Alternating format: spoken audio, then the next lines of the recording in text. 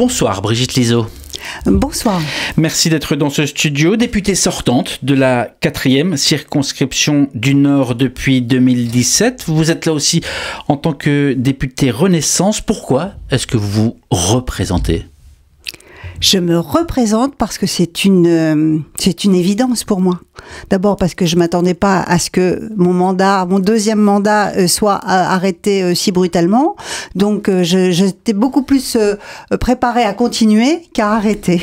Donc dans votre esprit, c'est une logique en fait. C'est une logique, c'est vraiment une évidence, mais dès que j'ai eu connaissance, comme tout le monde et au même moment que tout le monde, de la dissolution, je savais que je repartais. Vous aviez placé votre premier mandat d'entrée sur la fidélité à la politique du président de la République, Emmanuel Macron.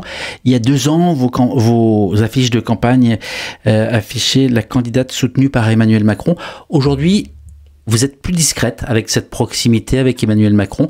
C'est un poids d'avoir Emmanuel Macron sur ses affiches de campagne? C'est pas comme ça que je le vis, que je le conçois. C'est plutôt qu'une émancipation, c'est une question de notoriété. En 2017, personne ne me connaissait.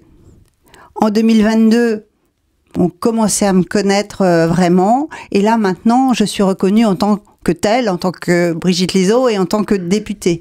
Donc, ça n'est plus aussi important pour moi d'avoir une photo à mes côtés.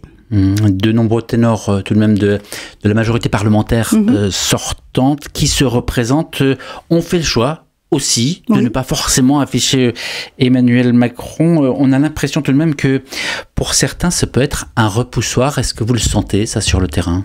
Alors, sur le terrain, et je vais vous parler de ma circonscription, c'est beaucoup plus moi qui suis identifiée. Alors, évidemment, on a quelques remarques, quelques reproches par rapport à la personnalité du président de la République, mais aussi des constats, des personnes qui me disent, oui, bon, il a eu quand même beaucoup de difficultés, il y a eu les gilets jaunes, il y a eu la crise Covid, il y a eu la guerre en Ukraine, et ça, même si ça vient pas en priorité, les gens n'ont pas oublié le contexte. Donc, on vous le défendez comme... On va pas évidemment faire tout cet entretien sur Emmanuel Macron, mais tout de même, une question encore. Il s'est invité, il s'est réinvité, il s'est réinvité pour tenter ce qu'il appelait à l'époque de sauver les élections européennes. Ça n'a pas fonctionné. Il a parlé, il a reparlé. Ce matin encore, il s'adressait aux Français par un courrier, notamment dans la PQR, mais il n'a pas compris que s'il s'impliquait, c'était au désavantage finalement de son parti. Écoutez, moi je ne vais pas parler à sa place et je ne suis pas dans sa tête. Ce que je peux dire, c'est que en tant que président, il a une certaine légitimité à s'exprimer. Je pense, il parle beaucoup moins que ce qui était prévu et avec des créneaux différents. C'est-à-dire, il a fait sa conférence de presse pour cadrer, pour expliquer pourquoi la dissolution, parce que ça aussi c'était important qu'il le fasse. Vous l'avez compris, vous, le pourquoi? Alors, le pourquoi, oui, le quand, moins. C'est-à-dire qu'une dissolution, c'est quelque chose qu'on a en tête depuis le premier jour du mandat, juste parce qu'avec une majorité relative, il y a toujours ce risque de motion de rejet, de motion de censure et de faire tomber le gouvernement. Ça, c'est la Constitution qui le veut. Mais par exemple, on est à Lille, ville des JO, avant l'été. Mais oui, c'est plus ça, si vous voulez. C'est plus le moment qui m'a surprise que vraiment la dissolution par elle-même. Elle aurait eu lieu, à mon avis, à l'automne. Alors pourquoi ? Eh bien parce que je crois que c'est un peu la personnalité du président aussi. Il a voulu mettre chacun face à ses responsabilités en disant bon ok, on a perdu les élections européennes, c'est indéniable. Il y a véritablement quelque chose qui ne fonctionne pas entre les Français et le corps politique, si j'ose dire. C'est pas un caprice d'homme vexé. Écoutez, caprice d'homme vexé, comme chacun, il savait très bien que ce serait difficile, que ces européennes étaient, je vais pas dire perdues d'avance, parce qu'une élection n'est jamais perdue, mais que le croisement des courbes était vraiment très très peu probable. Il dit qu'il y avait réfléchi depuis plusieurs semaines. Brigitte Liso, députée sortante, ça fait 7 ans que vous êtes députée, vous avez une certaine expérience en la matière. On entend les ténors du parti Renaissance prôner le ni en ce moment, c'est la ligne de conduite, ni LFI extrême gauche, ni Rassemblement national. Comment comprendre, comment imaginer qu'on puisse adhérer, rassembler en prenant le ni nie, ça reste de la négation. Pourquoi ne pas s'engouffrer dans d'autres voies ? Toute la difficulté est là, dans cette campagne, et moi je le ressens aussi sur le terrain. D'abord, je dois dire qu'en termes de médias, on a comme l'impression qu'il n'y a que deux blocs qui peuvent s'opposer. On parle de l'extrême droite, de l'extrême gauche. La petite musique que les Français peuvent entendre, c'est si vous êtes contre l'extrême droite, votez extrême gauche et inversement. Et la difficulté, c'est de se faire une place entre ces deux blocs. Alors que la place, elle est réelle.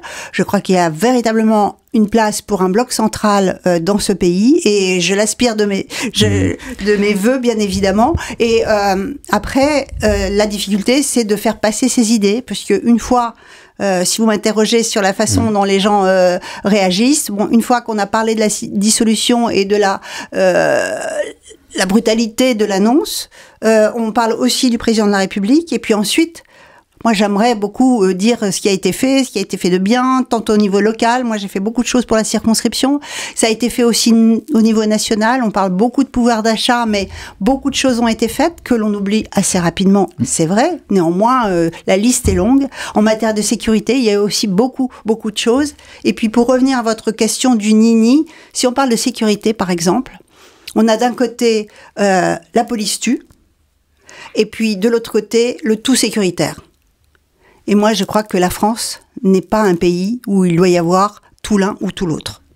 Mais ce bloc central que vous défendez, il a été au pouvoir, il a été aux manettes pendant des années. Apparemment, il ne l'a pas convaincu, puisque on a vu ce qui s'est passé. Est-ce qu'il n'y a pas des leçons à en tirer ? Est-ce qu'il n'y a pas un peu plus d'humilité de la part des gens au pouvoir à avoir ? Est-ce qu'il n'y a pas une remise en question plus honnête et plus profonde que Gabriel Attal, qui annonce quelques mesures, dont on se dit d'ailleurs... Mais pourquoi est-ce qu'il ne les a pas faites plus tôt, puisqu'il était au pouvoir ? Enfin, vous saisissez ce questionnement ? Ouais, là encore, il y a deux choses. D'abord, il y a la continuité.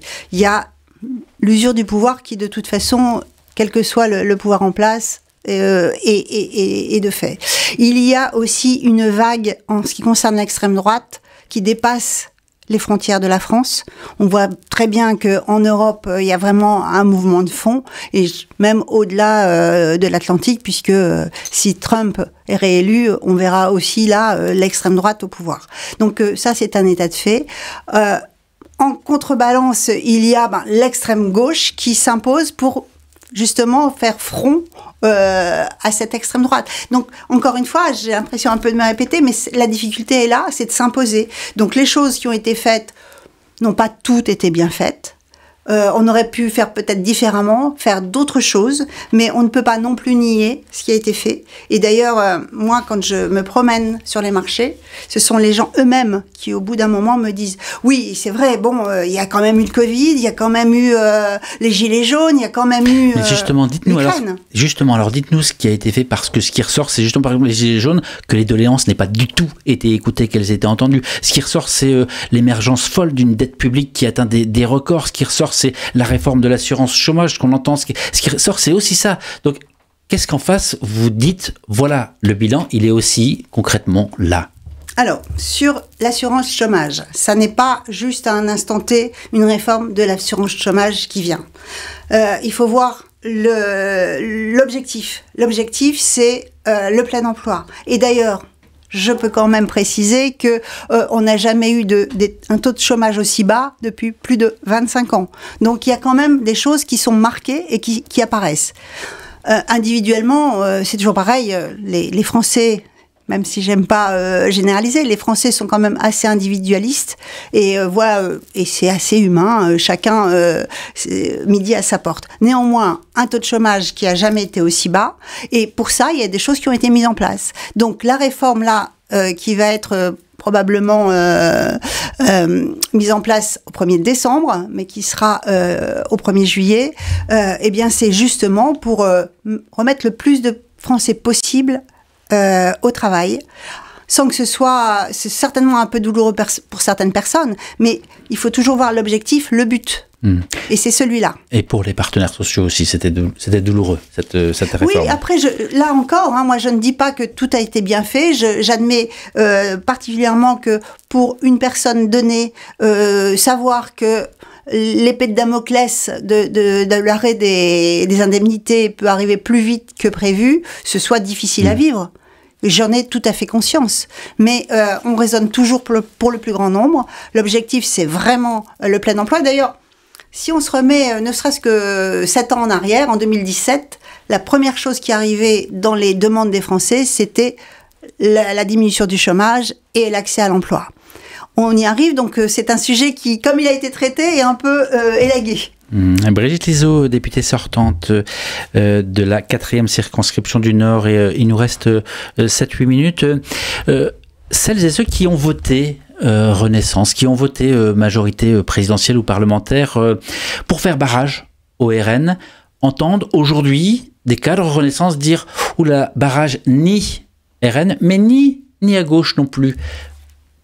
Comment vous leur parlez à ces gens-là je pense, enfin, le nom d'extrême droite et extrême gauche est tout à fait justifié. C'est-à-dire que on n'est plus là dans un bloc de réflexion, mais d'idéologie. Par exemple, François Hollande n'est pas forcément d'extrême gauche.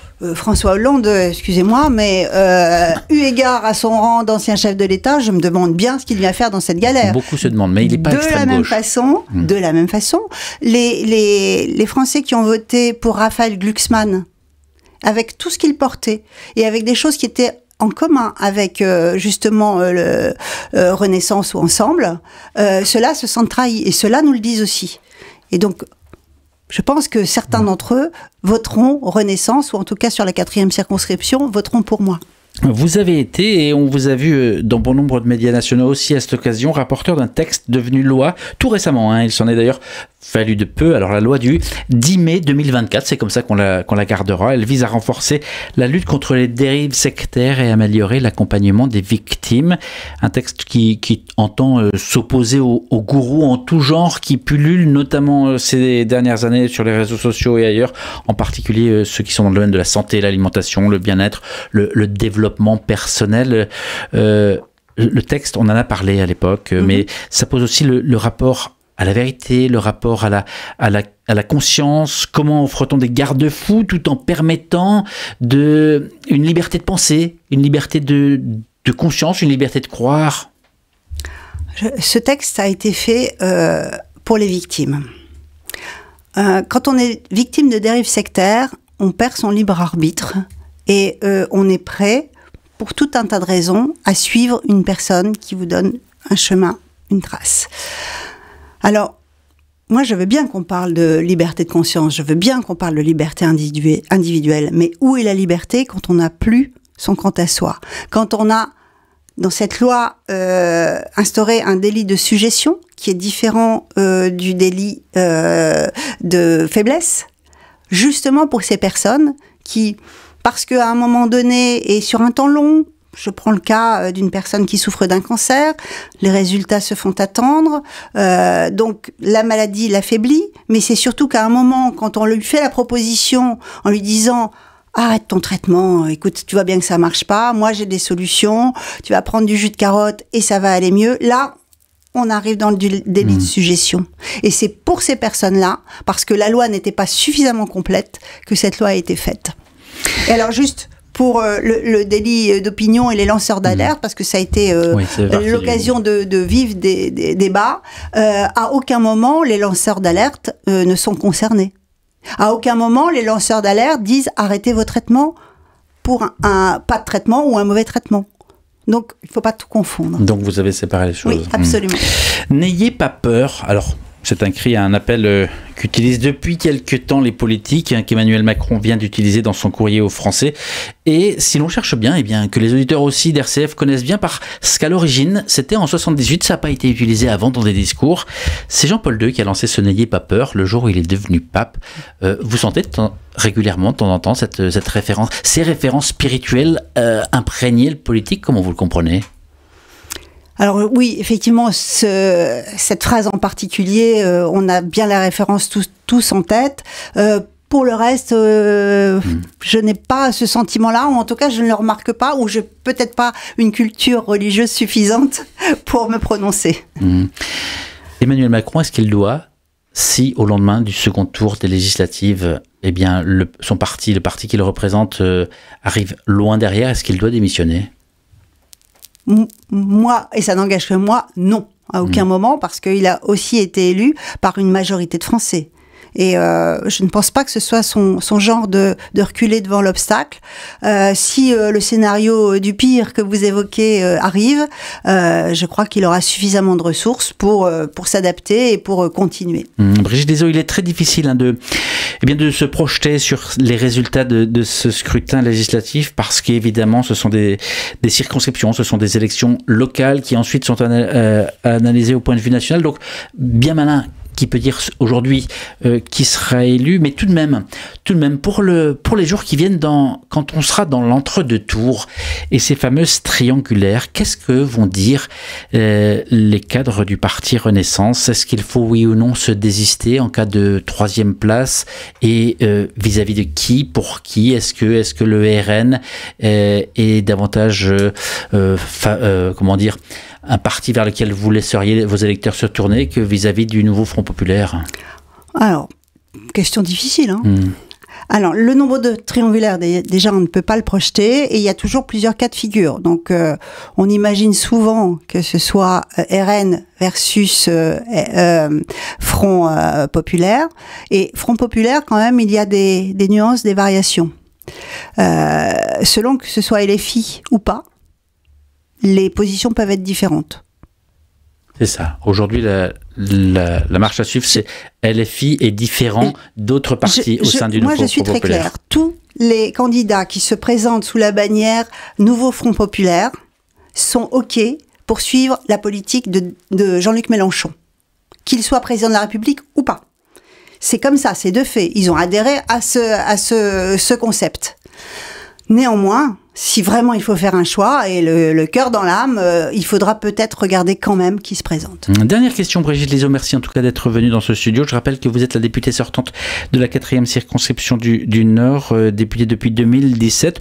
On est ici sur une radio dont le slogan, je le cherche, mais doit être écrit quelque part, la joie se partage.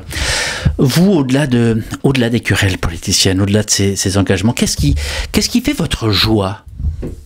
Alors, ma joie, elle est d'aller c'est peut-être impensif, vous n'allez peut-être pas me croire, mais c'est la réalité.